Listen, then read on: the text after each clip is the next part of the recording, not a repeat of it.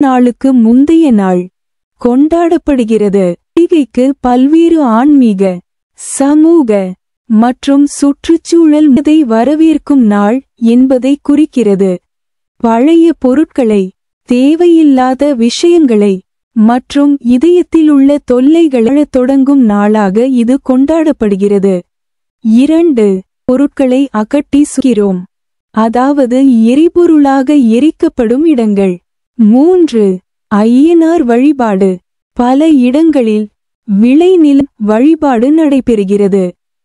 இதன் மூலம் சூரிய பகவான் மற்றும் விவசாயத்தின் முக்கியத்துவத்தை உணர்த்துகிறார்கள்.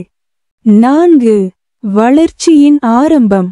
தமிழர்கள் விவசாயம் மற்றும் இயற்கையுடன் சம்பந்தப்பட்ட பண்டிகை வழக்கு. பழைய பொருட்கள் எரிப்பு. முன்னர் உபயோகமற்ற பொருட்களை அகற்றி இது பசுமையான முறை ஆளாகவும் ஒழுங்குமுறை மூலம்